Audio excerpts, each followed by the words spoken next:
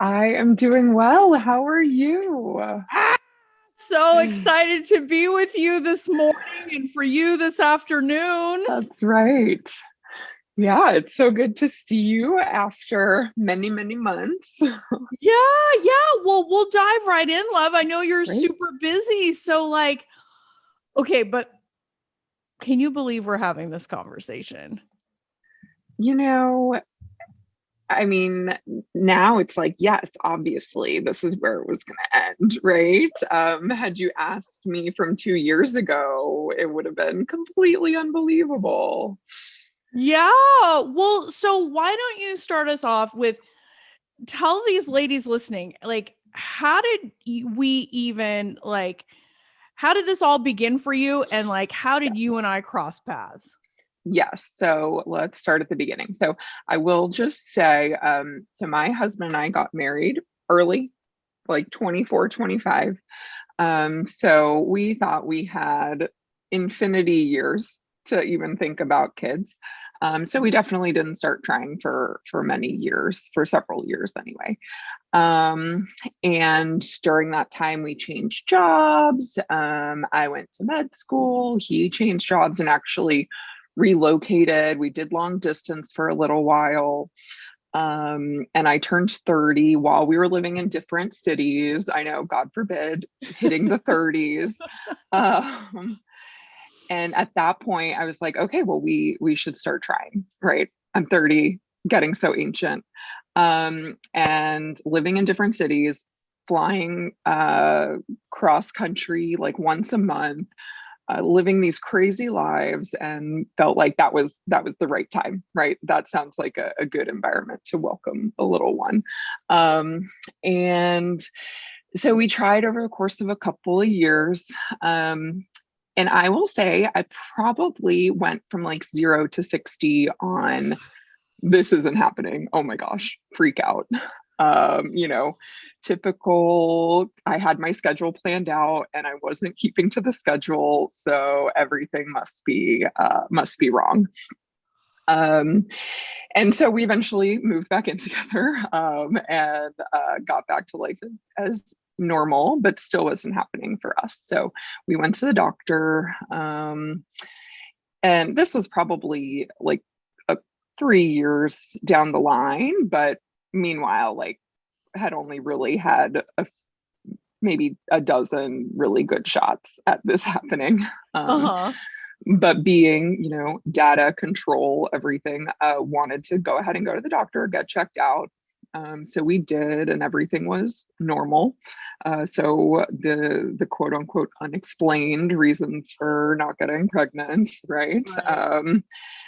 And so, during that time, I definitely focused so much on what was must have been wrong with me, and already feeling those feelings of shame and doubt, and really spending a lot of mental energy on what I didn't want to happen. I didn't want to have to get checked out. Certainly didn't want to ever have to think about IVF, thinking about what I didn't want to take place. Um, Mm. and lo and behold, where I was spending my mental energy is where life took me. And so we went through IUI after IUI after IUI and on to thinking about IVF. And we did our first retrieval, was abysmal. And I was told it was my egg quality, which any woman out there knows is like a shot to the heart. Well, and at that Um, point, how old were you? 34. And your egg quality is bad. Bad. Yep. Yep. So that is what I took that so personally. Of course, we all do. I felt like it was me as a woman, a wife, certainly not a mother.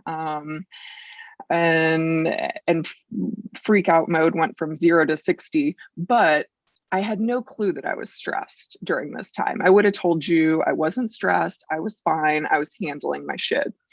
Um, Have I told you lately that I love you? Like, you know how much strength it takes to admit that as women like us who slay all day, this is what we do. Mhm. Isn't it funny how our tolerance for cray cray like is so developed? Yes.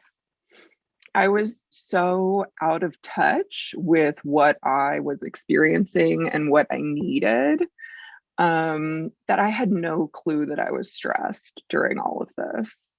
I just totally shut down that connection with myself, that ability to recognize what I needed at a given time, and just you know, put everything else ahead of that.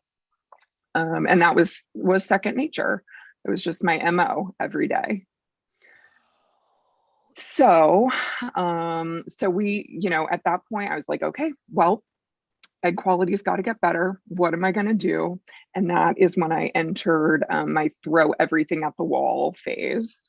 Um, Acupuncture, herbs, every supplement under the sun, doing, everything I could think of, everything every blog told me that I had to do is what I did.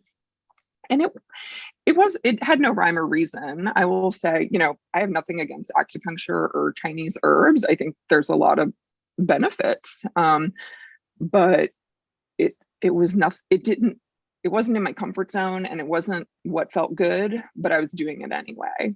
Right. And we went on, did another retrieval. That one did go better. And we were able to do a transfer. And this was, this has been going on and on for that point. But I did get my first positive pregnancy test at that point, which was super exciting, experienced so much joy, so much hope. And in retrospect, so much relief was probably my predominant feeling. Like I won my ticket off this merry-go-round from hell. And that pregnancy ended in a miscarriage about a week later.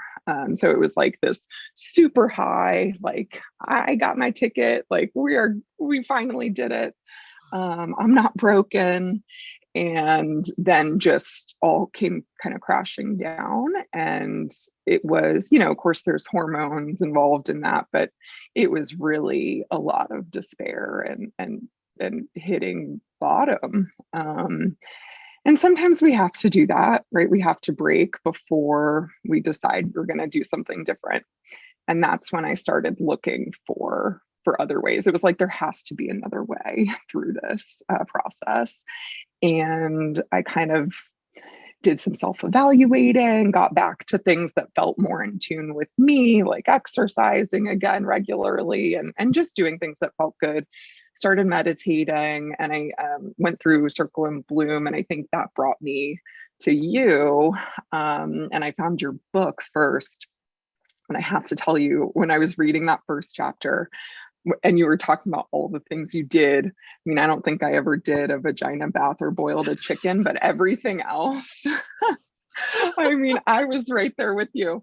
And it was like, oh my gosh, she gets me. Like she is me. And I devoured the book, not how it's meant to be read at all, but just read it in one sitting, and then went back to kind of do things, started listening to your podcast. And I was like, I've got to work with this woman, because I need help, right? I need somebody to help me do this differently.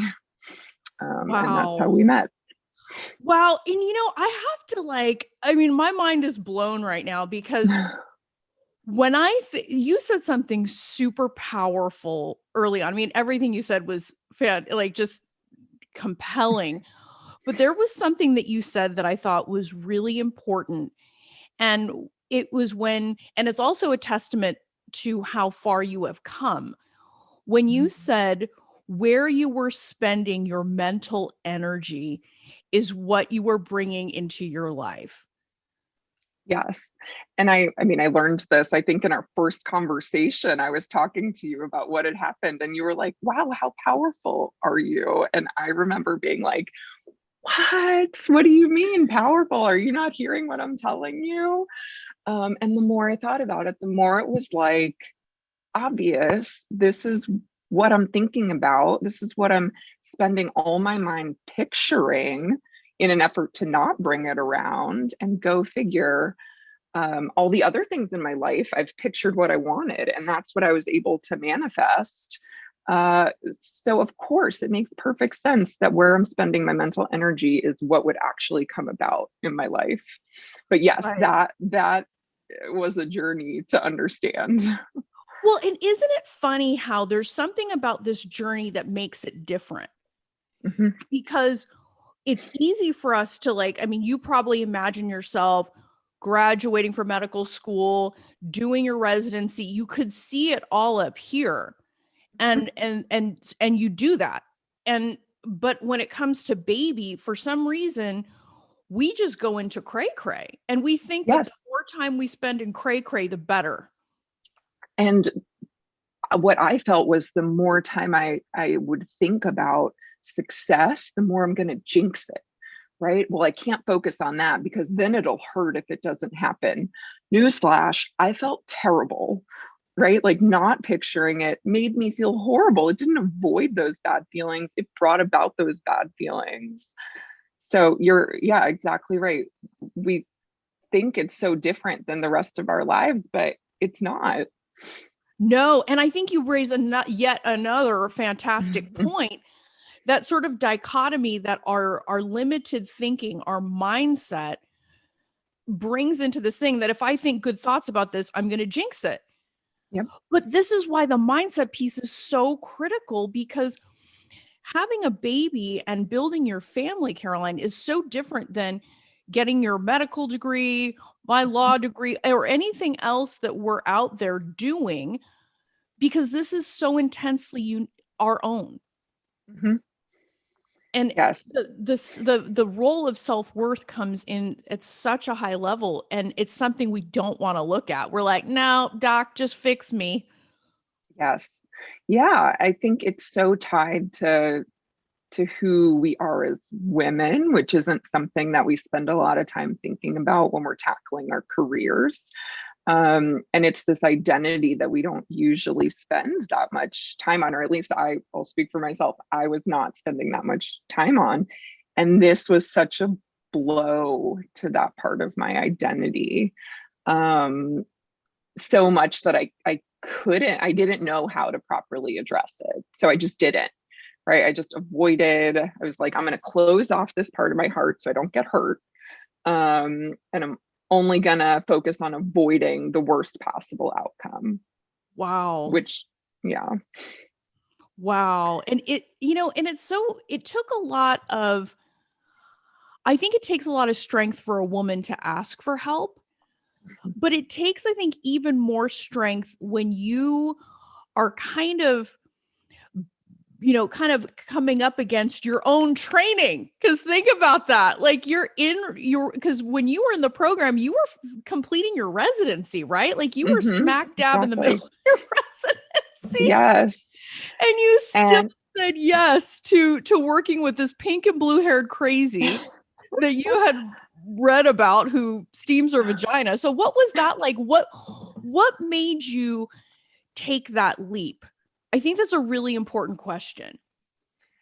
so, in medicine, I was definitely, you're right, I was in training, and part of training is learning to consider every worst case scenario. And so in my mind, I was treating myself that way. I was going to the worst case scenario. Um, but that wasn't working, right? Like I needed to have compassion for myself and to be a little bit gentler. I couldn't just keep approaching it with this type A, like get it done, tackle the next step. That checklist mentality just didn't work for me. And it's not, don't get me wrong, that's my comfort zone, right? Like that's Oh how I yeah. wanted to Yeah. tackle it. And I tried. And the reason that I tried something else is because I was banging my head against a wall and it didn't work.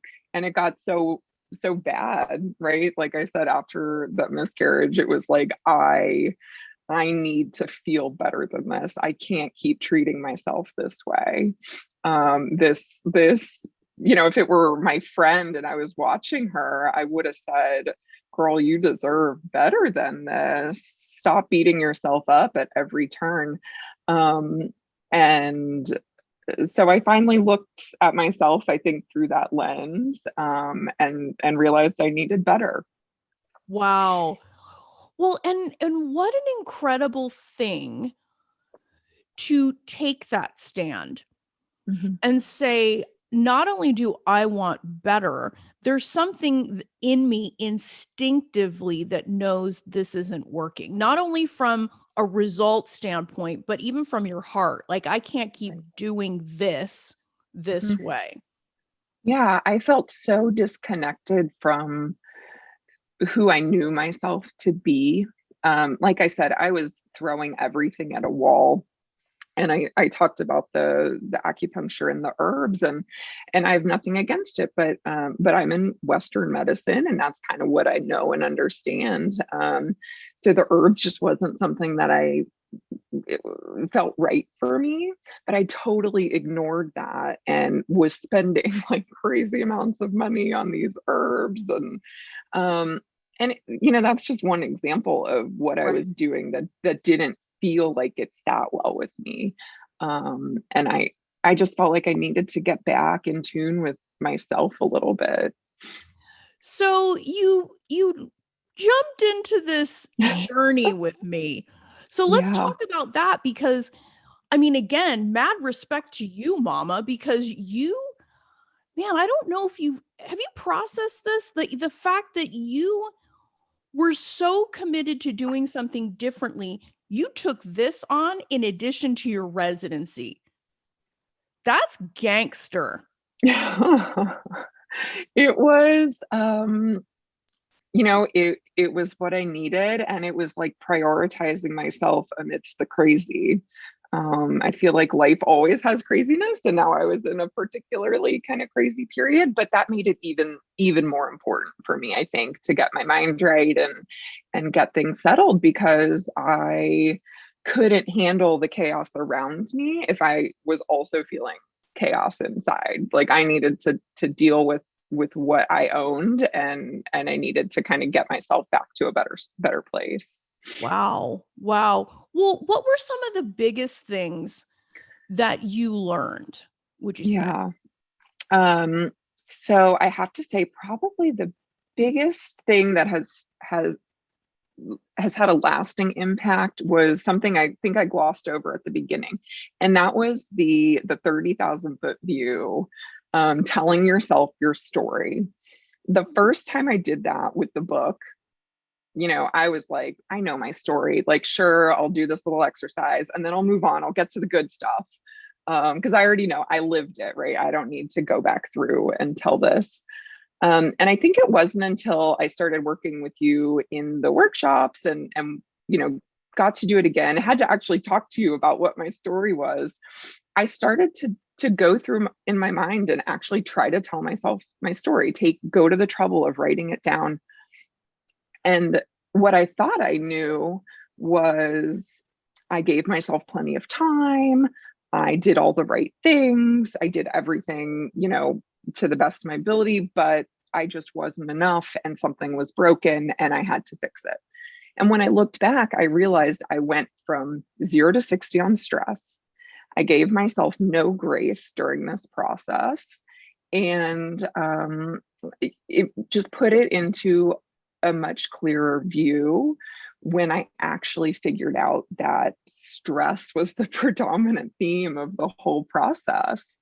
And when I look back now, it's so obvious, right? We started trying when we were living on different coasts and traveling all the time and in super stressful situations.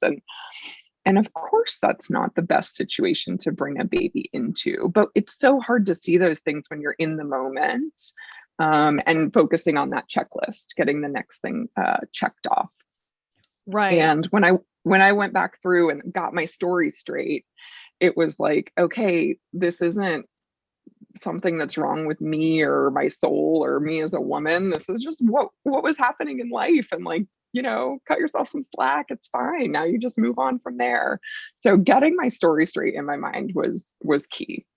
And I would encourage all women to take the time to do that, and do it multiple times. Write it down, tell it to yourself when you're driving your car or going for a run or something, and really see things for what they are instead of what you fear they will be or what you assumed they were when you started.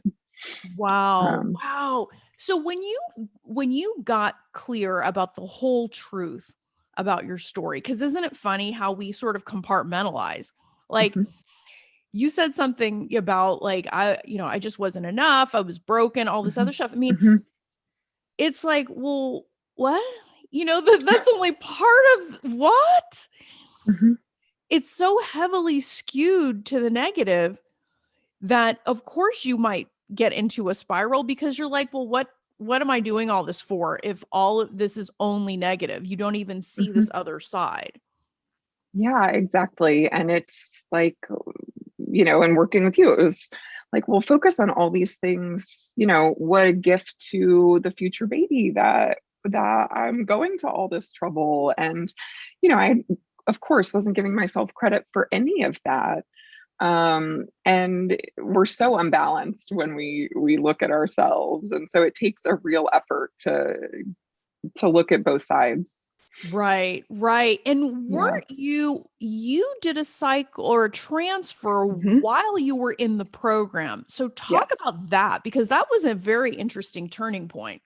Yes. So we were working together in the program, and I had another transfer coming up. And, I think I really had to approach this one differently. And I think I was able through the work that we did to kind of approach it with an open hand, right? Like not this iron fist that if I don't do this, my life is over and I'm worthless. Like let me be here to accept what comes. And if this isn't the time, that's okay. But if it comes, that's great. I'm here for it, right? I'm in receiving mode, you know, and Oh, that receiving mode. Oh my yeah, gosh, yeah, you're you still using the lexicon. Oh my gosh, I right. love it. I love it. So, which is not was not my natural state, but I had to switch things, and it felt so much better. It was like a lightness going into that cycle that I had not experienced before. Wow. My whole life didn't hang in the balance. It didn't feel like I was having this tight grip on what happened, and if it didn't work my life was going to end, which is how I probably approached every month from the previous year and a half, right? And that's exhausting and no way to live. So the whole approach going in was so different. Wow. Yeah. Wow. Wow. Yeah. So what came after that? Yeah. So I had a positive pregnancy test after that, while I was in the program. It was awesome. Um, and definitely had those old habits trying to creep in the whole time of fear, like, oh, this could end in miscarriage again, this could end in devastation. And you helped me recognize, like, we're taking this day by day, and on this day I was pregnant, and I was able to just appreciate each thing for what it was. And that was a gift. I was able to really just be here for that little baby while it was in my tummy. And it was such a great way to approach that pregnancy. And I was able to be here for that baby for a full-term pregnancy. Yay. Well, it's mind-blowing how myopic we can get because I think you're raising another really excellent point because ultimately what you were doing, Caroline, is you went from just focusing on the positive pregnancy test really to 40 weeks by learning how to take that 30,000-foot view, learning to look at yourself differently. You had the perspective that was able to support you through an entire pregnancy. It's actually, I mean, the tools that you learn to use and the way that you allowed yourself to transform I mean, that's a gift that you're going to be able to pass on to your children. Yeah, it worked so well for the fertility process, but you're exactly right. It helped the whole pregnancy. Because pregnancy comes, you think you get the positive test, and that's the finish line, and it turns out that's the starting line. And there's every other thing under the sun to think and worry about if you let yourself. And I think I was able to enjoy the pregnancy more, um, because of those same skills and those same lessons. And I think I'm able to be a better mom because of that as well. It all kind of starts, you start being a great mom for your kids before you're even pregnant. And that's, Amen. yeah, yeah. So, and learning that really helped. And yeah, it's been a great gift. Wow. Wow. And I think, it just allows you, I think, there's when you can look at yourself differently, you can see everything differently because you're the foundation, right? Like you're the Mhm. center of all of this. So, what would you say? Like, because you could have easily, Caroline, I mean, you could have come up with some punk ass excuses. You could have come up with so many reasons not to look at this piece, right? Because you could be like, oh, that sounds like hocus pocus. My training says Mhm. this. I Mhm. don't have time for that. I'm in residency. I don't have money for that. I don't have this. I don't have that. You could have made all of those excuses. Every single one of those you could have made. Why didn't you? I think ignoring your attitude and your mindset is like leaving such a huge stone unturned, right? And I was looking for every possible way to bring about, my dream and have a baby. And I was trying things that didn't make sense for me. um why wouldn't I try to improve my mindset, to help me help myself? um it's such a big piece. And looking back, we have so much power with our mindset. It's such a critical piece that ignoring it, I think, is a missed opportunity. So for all those ladies who are listening, I mean, you're in the right place. You have to work on this. And of course, there's no one answer. But this is part of the answer. And not only does it help with the process, but it helped me. It helped me feel better. It helped me enjoy the process. Amazing. I know. um Imagine that. Like you could right, enjoy trying imagine to that. conceive. Yeah. Right, which is like Wow. was the last thing on my mind at that point. And it just brought joy and peace back into my life, which I hadn't had in so long.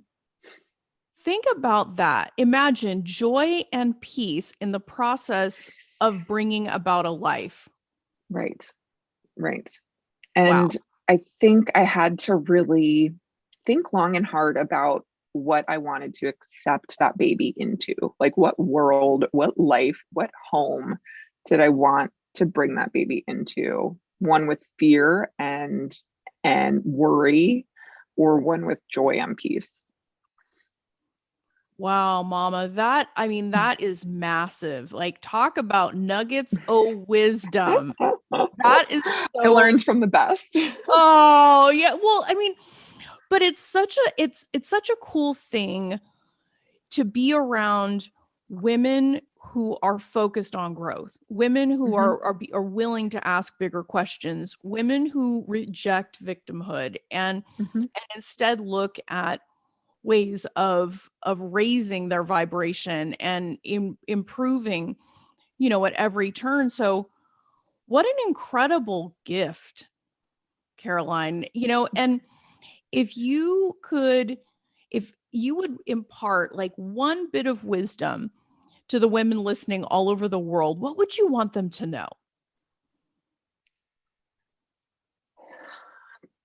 That you're worth doing this better.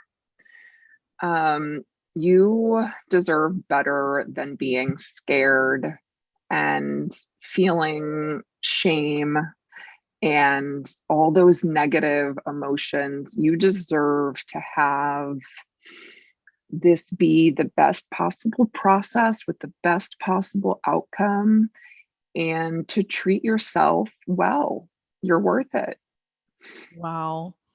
Wow. And just think, Caroline, you're going to be able to teach this to your children. It's just such a good thing. It's such a good thing that when mama takes care of herself, she's ultimately taking care of her family. None of this is selfish. Right. Not at all. And we are so quick to put ourselves last. And, we've got to flip that around. Yeah. You're worth it. You don't need to go last anymore. Take care of yourselves. Yeah. Yeah. And you know what? I bet this is going to make you an even better physician.